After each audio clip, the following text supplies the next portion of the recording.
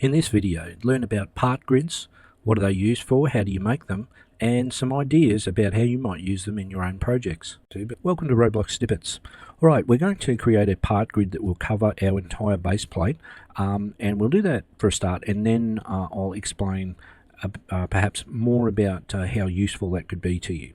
So if we click on the base plate, we're going to make it a bit smaller. So come down to its properties and change its size so that it is 100 by 16 by 100. And that will make it much smaller for us. Alright? And we're just for now, could you click on your spawn point, and we're going to change it so that it is 4 by 1 by 4. So it's just smaller because we're going to make use of it to demonstrate a couple of things. Right, if I zoom back here, you'll see that our base plate is made up of all these squares, and in the very middle where the base plate is its position is 0, 0, 0. Alright, so the red, when I move this, we're moving on the x-axis, and if you watch its position down here, you'll see that it either goes negative or positive when we move in the x-axis. The same thing with the blue. When we move up or down, or forward or back, I should say, we are moving in the z-axis. And if you want to see that clearer, you can expand the position while you're moving things, and you'll see that if we move backwards, down here, it's positive, and up is negative. Alright, so that means we have 4 quadrants, and if we move this way and up towards the top left-hand corner, you'll notice we are in the negative quadrant. Alright, so let's place or use our math a little bit to work out what is the top corner if our base plate is 100 by 100. Okay, now remember this is 0, so obviously over here is going to be negative 50x and then negative 50 in the z.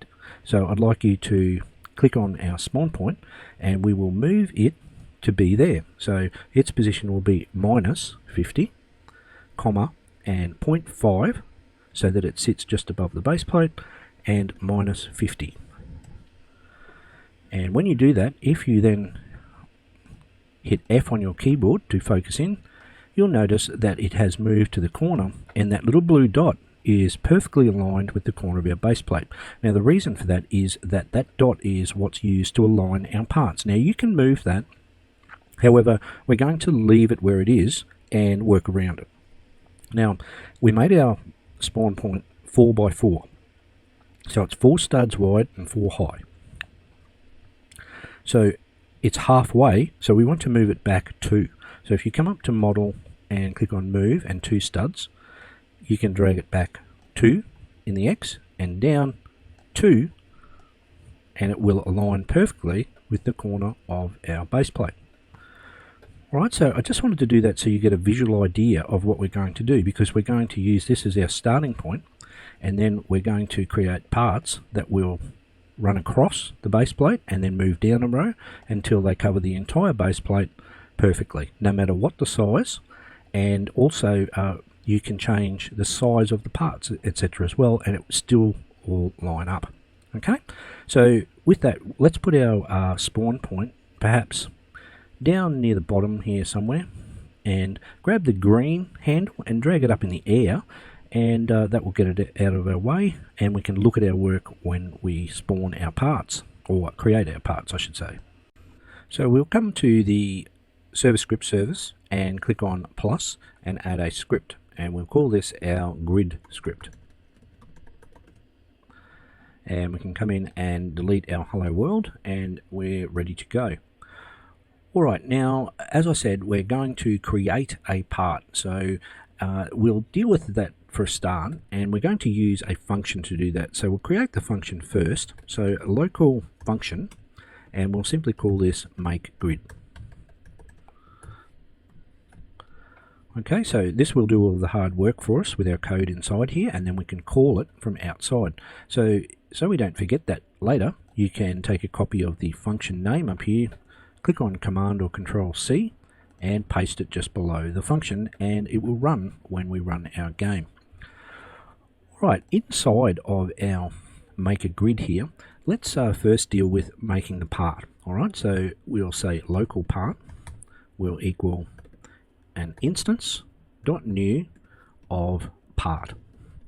Now when Roblox does this, it will create a basic part sort of square rectangle with little Legos on the top. So we need to change its properties like we would if we created it in the workspace, only through code. So we'll say part.name, and it will be equal to, and we'll simply call it tile just at the moment. And we're going to click on part.anchored and set it to true, and this will keep the part where we place it in the workspace, so it won't move. Part.canCollide, right, will allow players to run into it. Now we'll set our part material, which is done by saying enum.material. And you can pick one. I'm just going to pick ground, however, and you can make it whatever you like, but enum are inbuilt Roblox variables that we can make use of. Alright, so that's in case you're not sure what that is all about.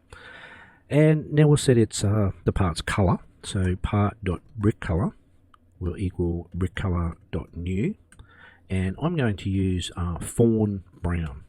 You can use whatever color you would like. And we'll set the part size. So size will be equal to vector3.new, and we're going to make it like we did our spawn point, 4 by, and we'll make it 1 by 4 to start with. Okay, so that'll be like a tile part.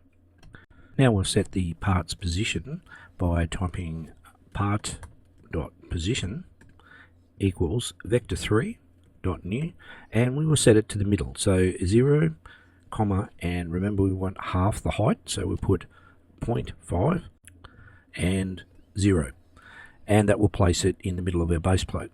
The last thing that we need to do to create our part is to parent it, so part.parent will equal the workspace, so game.workspace, and that is all we need to do in order to check this and see if it will work. So let's click on File and Save and click on Play.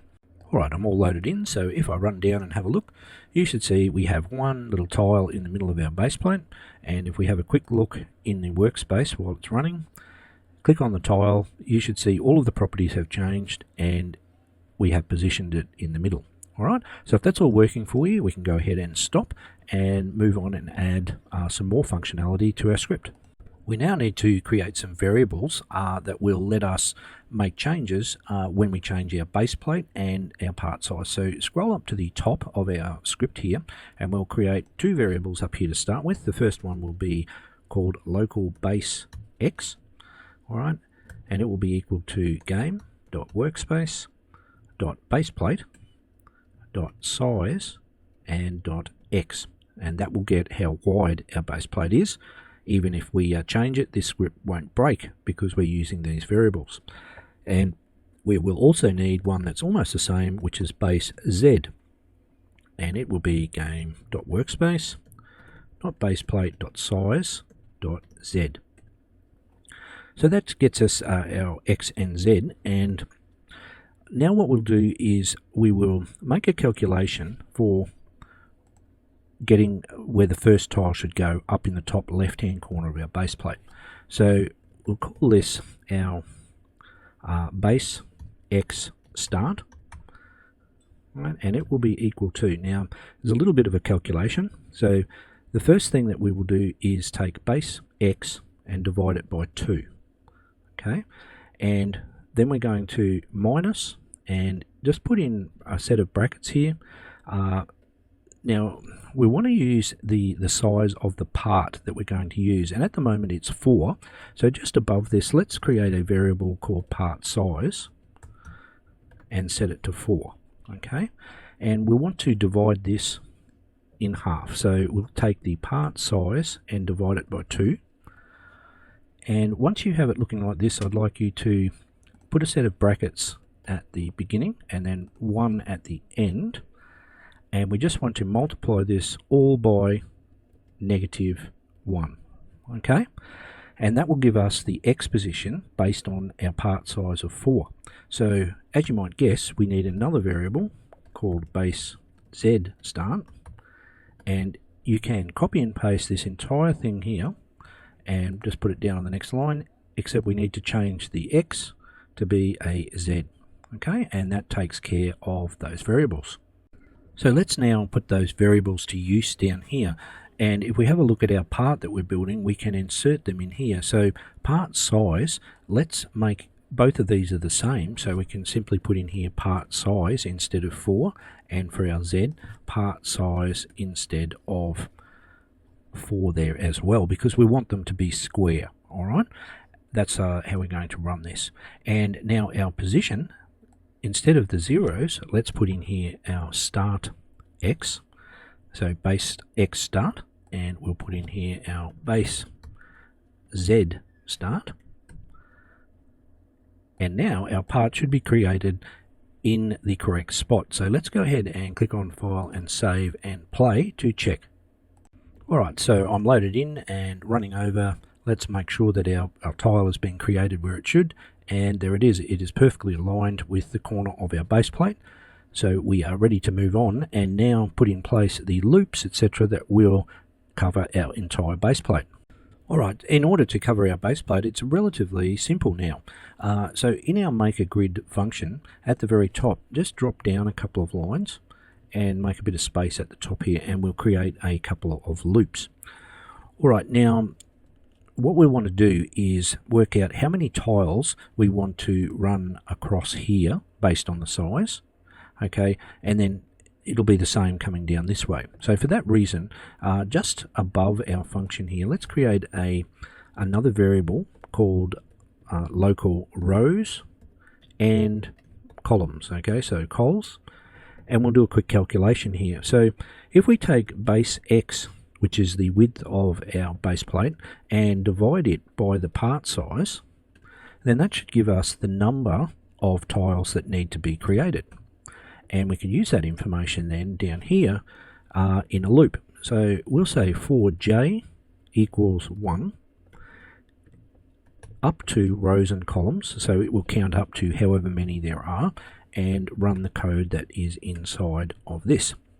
Now I'd like you to just down here on this end put 2 minus signs, so we'll put a comment, and we're going to say end outer loop.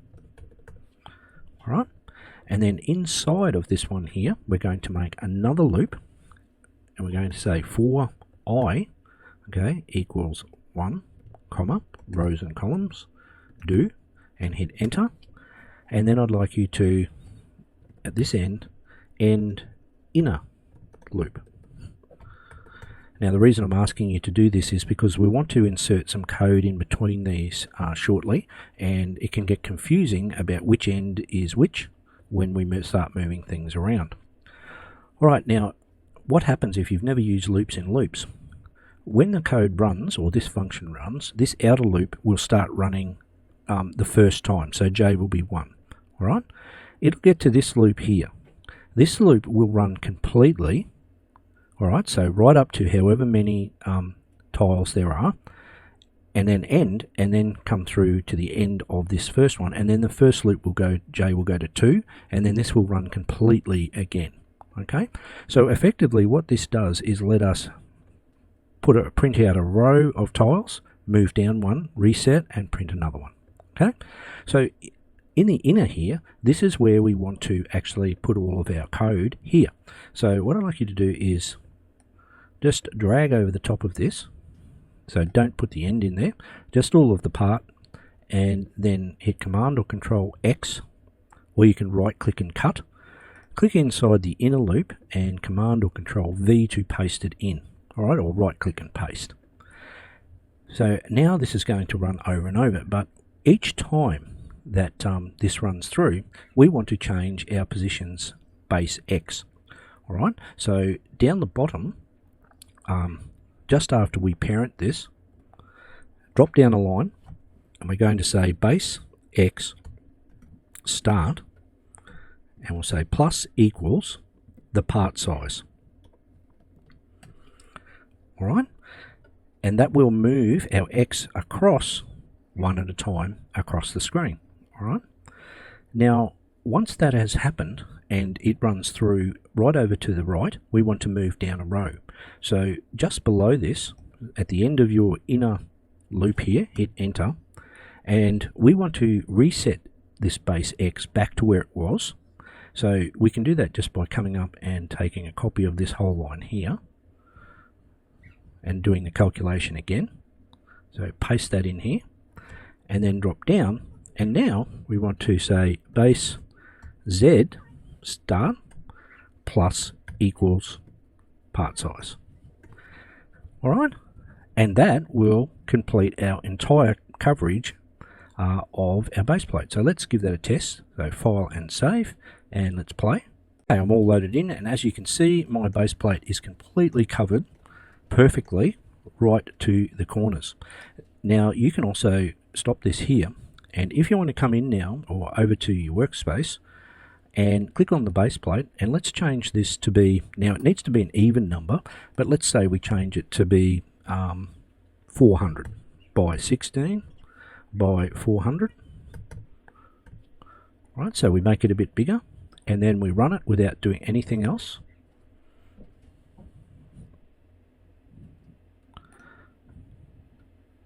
Right, you should see that your base plate is once again completely perfectly covered with all of these tiles. Okay, so I've got to run right over to the edge here to have a look, but you should be confident that that is working correctly. The last thing I'd like to do is just show you how you can make use of this. So we'll set our base plate size back to just 100 by 16 by 100. And come back into our script, and we're going to create another quick function here that will change a few things. Alright, so let's type in a local function, and we'll call this change tiles. Okay,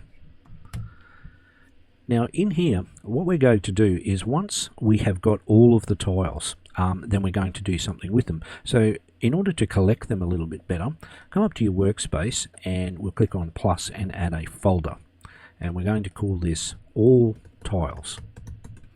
Alright, we're going to put all of the tiles in here. So in our make a grid function where we're parenting to the workspace, now instead of in the workspace, we'll put those tiles in here and we can collect them easily. Okay, now inside of our change tiles, so we'll say local all tiles, and we'll say game.workspace.all tiles and colon get children, and that will gather up all the tiles that are inside there and return it to us in the form of a table here that we can run through and do things with. And we'll do that by saying, and I'll just close these windows here so you can see, using for I and each tile in pairs, all tiles, and then do. So we're looping through each of the tiles.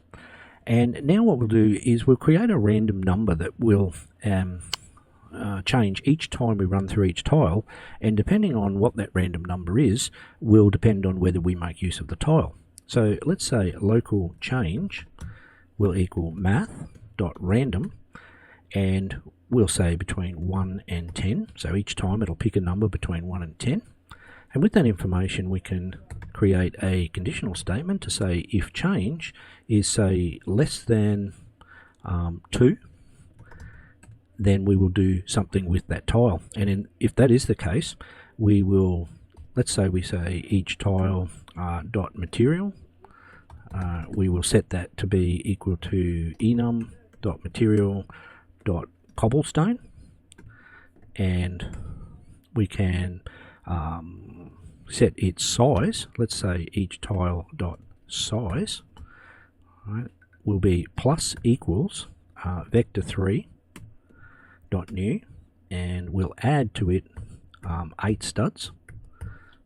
And when we do that, because it will go down below the base plate, we'll have to say each tile dot position will be plus equals vector3 dot new 0, and half of whatever we changed it. So in this case it'll be it'll be 4 there. So we'll put 4, 0. So if this was 12, then this would be 6. All right, and that will make it level with the base plate. Now, for all the other tiles, if this number is not less, we will simply destroy them. So we'll say else in here. I move up a little bit. So we'll do this, else each tile destroy. Okay, and now we've got a function that will make this look completely different. So take a copy of your change tiles function and move right down the bottom below where we've made the grid to make sure we actually have tiles to work with, and paste it there. And now we can come up and click on File and Save, and let's see what it does. Alright, so when you run it, now you should get this odd sort of map or buildings, etc.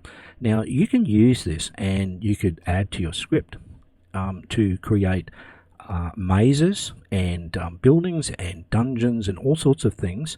And you could also say, well, you know, some tiles you could have that would be up higher so that it would create sort of doorways, etc. as well. So you could play around with that. And you will notice that if you do this or you change the number in here, say if I change in my script up here to be, say, 4, all right, and run it again, then you will get many, many more. Okay, and it's starting to look more like a maze. Now you might think, well, how is that useful, generating random things? It is good for maps, but if you get something that you like, instead of having parts, you could then capture just the position of these and then pick and choose which ones that you create or don't create, or create different things where these parts are. Alright, so a little bit of imagination needed, but that is one use of it, and I'm sure if you you have a good think about it, you can come up with many others. So I hope you enjoyed that video and you get some use out of it, and I look forward to seeing you in future videos. If you found this video useful, subscribe now. For more information about my online courses, go to mrbrendanross.com.